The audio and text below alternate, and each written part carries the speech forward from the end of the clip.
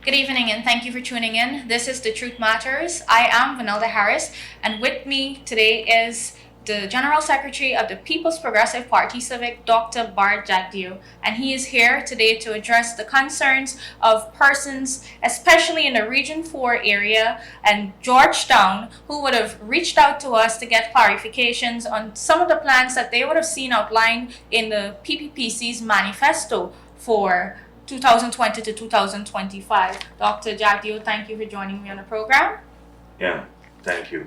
So, we've seen a major economic decline over the past 5 years by the ACNU AFC coalition government since they took office.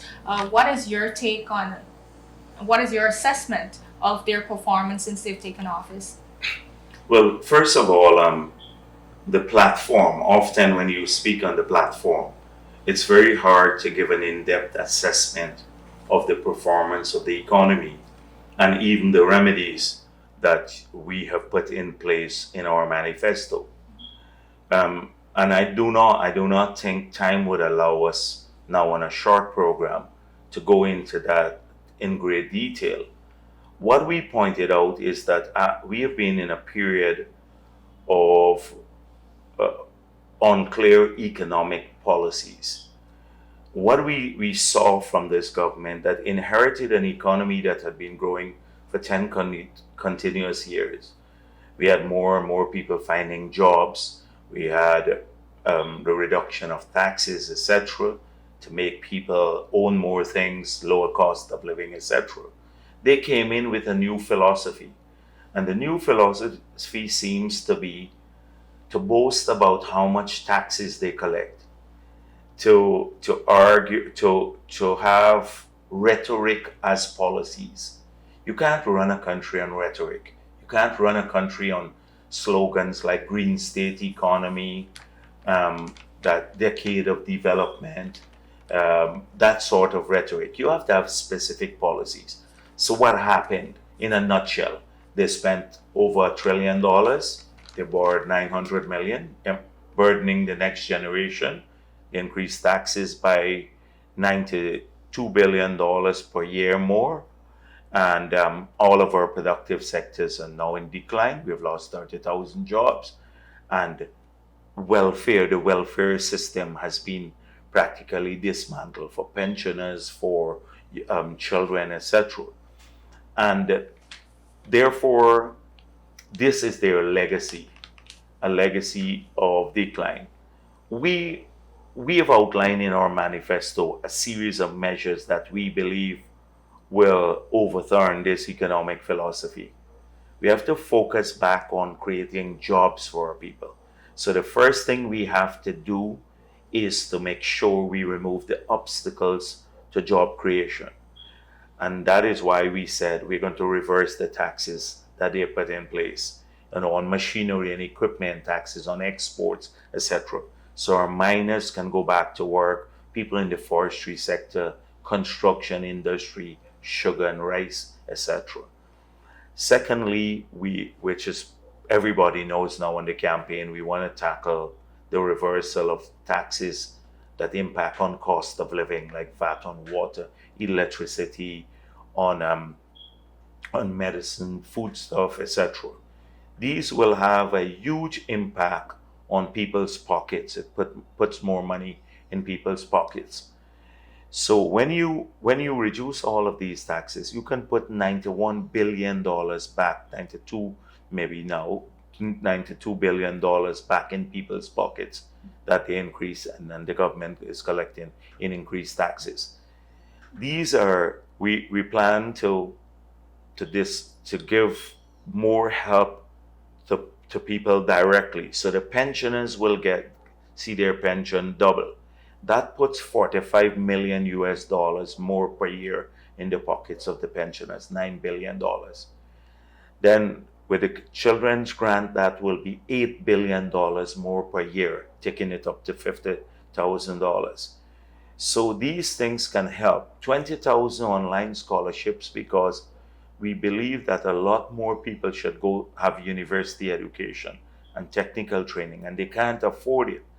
So the online scholarships are for those who largely can't come to university physically, people who live in Linden and Essequibo and Berbice, and here too in Region 4. But and then making university education free will help a lot with cost of living and affordability and all of these things.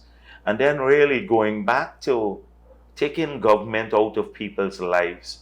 So government has no business to implement a 2 a.m. curfew. To almost they've become very pernicious, almost like trying to control on everything you do. So distancing yourself back and ensuring that the rights agenda of people are all in place. So these are general things that we plan to do, and a philosophy based on more jobs, lowering cost of living, investing in world-class healthcare and education, making sure that we invest heavily in infrastructure, both social and economic infrastructure. These are some of the things that we plan to do. Now, if you want to talk specifically about Region 4, so a lot of people I meet from Sophia, when we go into Sophia to campaign, or people come to my office, young people in South Georgetown, in many parts of the East Coast villages, etc. People who were very excited in 2015 with APNU's campaign of more jobs and everything else. These are young kids now who believe that they have been failed by this government. And they see no plan for fixing this because APNU has not, apart from the fact it has no achievement, it has not laid out a coherent plan for job creation or for healthcare or education or housing, for that matter, for young people and older people too. So these are the huge concerns that people raise with me, and they say, what is it precisely the PPP is going to do for us? And so take, for example, South Georgetown. So first of all, before I deal with specific areas, job creation is crucial. So we have to do that from the removal of incentives. But this government spends so much money on extravagant things. We could easily cut the budget and employ directly through the state another 8,000 people without increasing the size of the fiscal deficit. Immediately putting 8,000 people to work. Many of those kids in South Georgetown and Sophia, I told them, we will do this. You can even give people a grant of, say, $50,000 a month, and they work like 3 days a week, 4 days a week, and then you study a bit. So that is what a lot of them have been saying. We're creating a program of that nature almost immediately. We'll take the budget, cut out all the ministerial travel, ministerial perks, their foreign treatment by ministers abroad for themselves, health treatment for themselves and their families, the $1 billion in rental for new buildings for ministers. They've expanded all of that and direct it into job creation for young people, but directly so, not just giving incentives for mining so that they can generate back jobs, but we can target these areas that have high levels of unemployment. So that's one. Two, the housing is critical. Now, what is so very, I can't even, it's almost criminal, tragic, is that APNU talks a lot about transparency and it talks about wanting to house people. They did nothing in the last 5 years for housing. Now they're running around giving people little bits of paper, slips of paper. They've given out 60,000 acres of land to 10 persons. In the last 2 weeks, I think it's because they recognize they're leaving office. Nobody rushes to give away all these things in the last 2 weeks of the campaign if you think you're coming back. So they've given out 800 acres on the East Coast. They gave another man 30 acres. Then we heard a couple days ago, 2 days ago, Lloyd Singh from the AFC, the financier of the AFC, got 164,000 acres of land in the Berbice River area. So what effectively they are doing, all the lands from Enmore coming the way to Ogle by Sophia and running down the East Bank, they're giving away or they have given away. So this is land we said we want to do 50,000 house lots. I think at least 30, 40,000 of those will be in Region 4 in these areas. If necessary, we'd have to do maybe 10,000 in Region 3 and there are other places. But I think between 30 to 40,000 will be in Region 4 because we need people from the East Coast, East Bank, and Georgetown area to get land, particularly young people. That's where we are planning to put the housing development. So we will now have a big task of having, and I promised the people when I met them in Sophia, a small group of about 50, I said to them, we're going to take back these lands. That's the only way because they're corruptly done. I told two loggers who called me yesterday after they saw the newspaper report that Lloyd Singh got only 2 days ago, this big tract of forest land, after APNU promised them that they will get this land, the people in Region 10, that is the 600 or so small loggers. I said to them, we will also take it back from Lloyd Singh and make sure that those people get the land.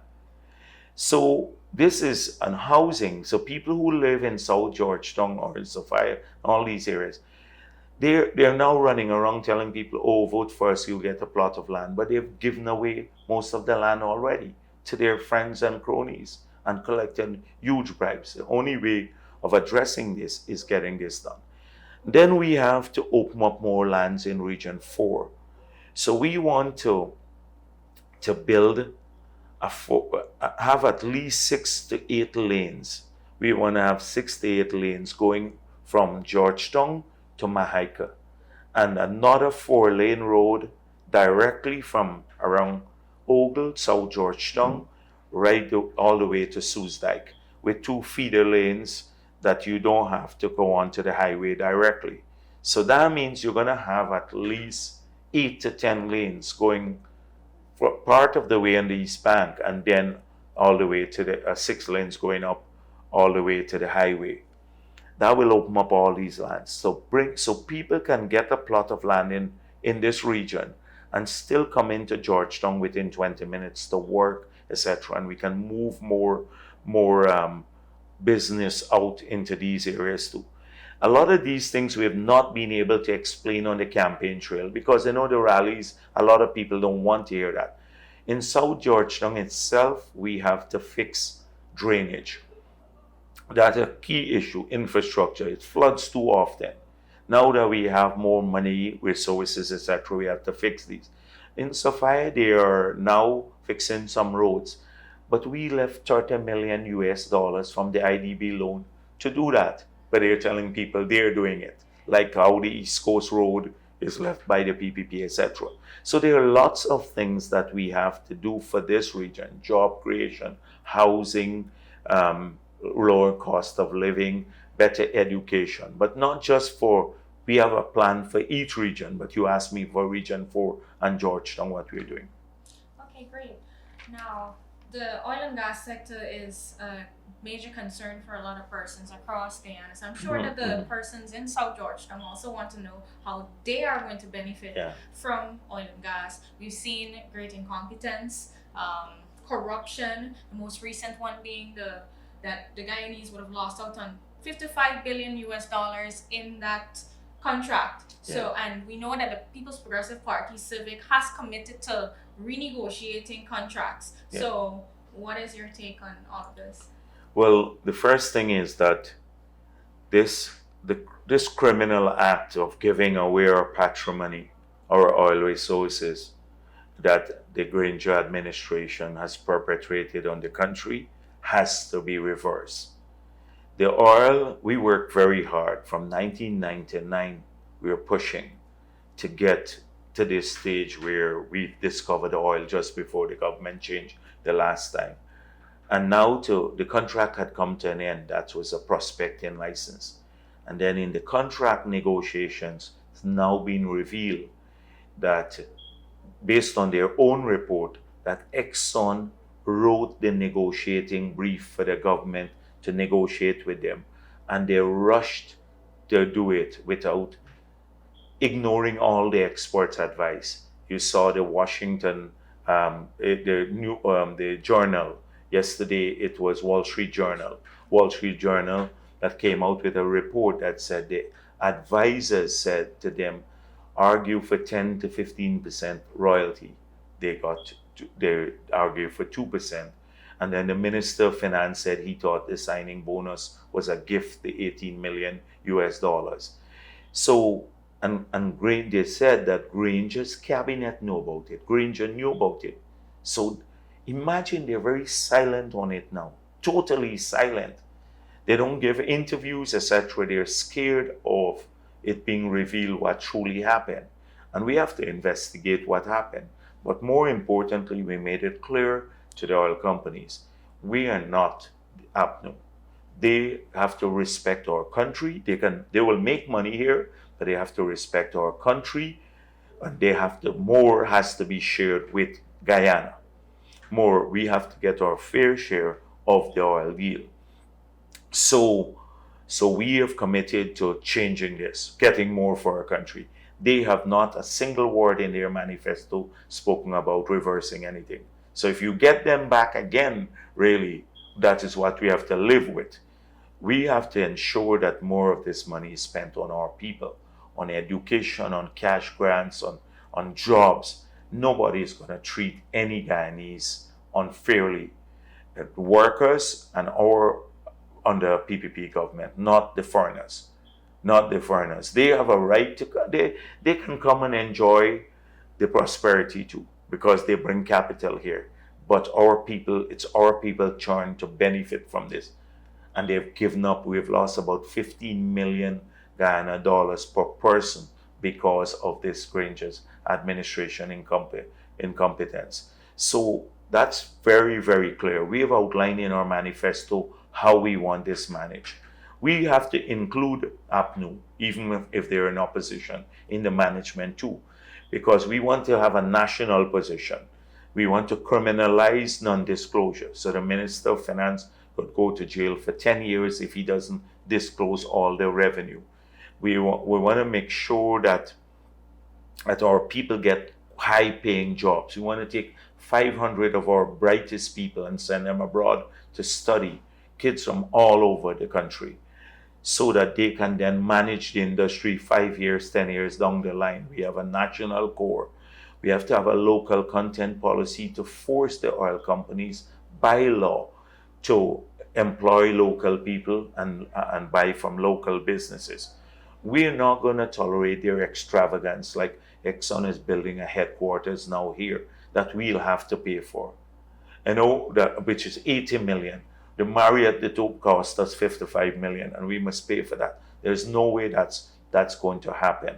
So Guyanese in South Georgetown, and every child, every person, whether you're in the interior or you're in a PPP stronghold or APNU stronghold, all of our people must benefit from this. It doesn't matter. This is a national position that we want, because that's what we believe. We believe this country has to move forward on the basis of all of our people moving forward. And a lot of people, that's why the duplicity of APNU. I see APNU campaigning in South Georgetown and Sophia and many other places. And they go and say, oh, we are defending your interests now. Tell the young kids, that the PPP would not look out for you, Afro-Guyanese kids and young people. But they don't talk about the betrayal of these young people. And then say they don't have jobs, they don't have anything, they didn't get anything from this government. But look at the Lloyd Singh, get a big tract of land. He used to get preferential contracts. Look at BK. BK in this year got a contract for 827 million, an illegal contract. They signed it on January 2nd in a new fiscal year, when the budget had already been closed. The fiscal year ended at the 31st of December. He got the benefits. I can go down a long list. Larry Singh, $12.5 million a month. That is who their friends have been. Harman and the others can be seen hobnobbing with these guys. Suddenly, Harman don't look for votes with them anymore. He's gone to South Georgetown or Buxton or Linden to look for votes. But in the 3.5, 4 years, those were his friends. They were setting him and the other ministers fancy. So this is not about race. It is about this cabal that has taken over our country. Has nothing to do with race, and they're trying to make the elections about race issues. And we're fighting that off because we have a national platform. People of every race, every religion can find a place in our party. Great. So, when wrapping up the program, I'm sure that you viewers would have loved to hear the General Secretary of the PPPC address all of these issues that I'm sure you needed clarification on, especially for those of you in the South Georgetown area who want to know what plans the People's Progressive Party Civic has for you should we take office after March 2nd. Yeah. Any final So thoughts? I just want to make one last point because we can't explain all the plans for this city and for every area. But please read the manifesto and please feel free to come in anytime and talk about it.